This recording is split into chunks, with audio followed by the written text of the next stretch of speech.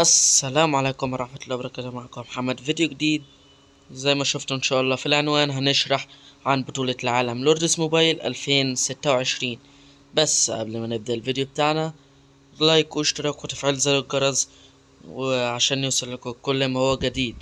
وروحوا تابعوا اخويا الكبير بودي 9، هتلاقوا صفحته عمل له منشن تحت في صندوق الوصف او في الكومنتات. ادخلوا اعملوا له متابعة واعملوا له كومنت على اي فيديو على اللي انتوا جايين من طرفي RTX او من طرف محمد.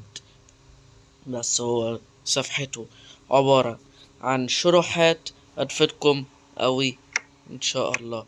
وبس ده نهاية المقدمة بتاعتنا. دلوقتي هندخل على الفيديو بتاعنا. طبعا شرحنا عن بطولة العالم. بطولة العالم اللي هي ايه؟ بطولة العالم للوردس موبايل 2026.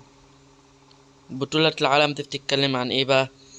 ان بطولة العالم دي هيبقى فيها 36 لاعب، هيتقسموا على 12 فريق. ال12 فريق دولت هيتجمعوا في دولة اسمها سنغافورة.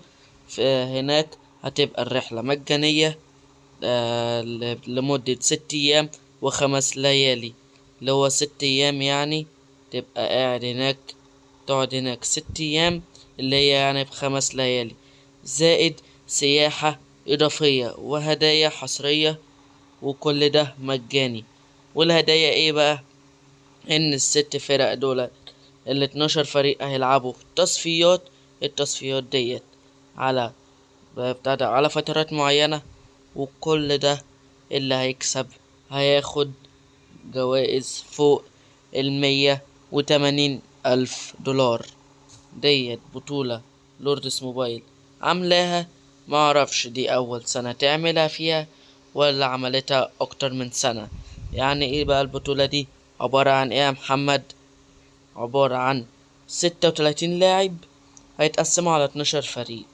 ال12 فريق دولت هيبقوا في دولة اسمها سنغافورة. طبعا اكيد كلكم عارفينها. سنغافورة ديت هتبقى هتقعد هناك 5 ليالي او 5 ايام، او اللي هي بتاع ده 6 ايام، او اللي هي 5 ليالي طبعا. وكل ده هيبقى سياحة اضافية وهدايا كمان. هتاخد هدايا هناك وسياحة مجانية، كل ده بالمجان. وكل ده هيبقى عبارة عن ايه؟ تصفيات، انك تاخد 180,000 دولار امريكي.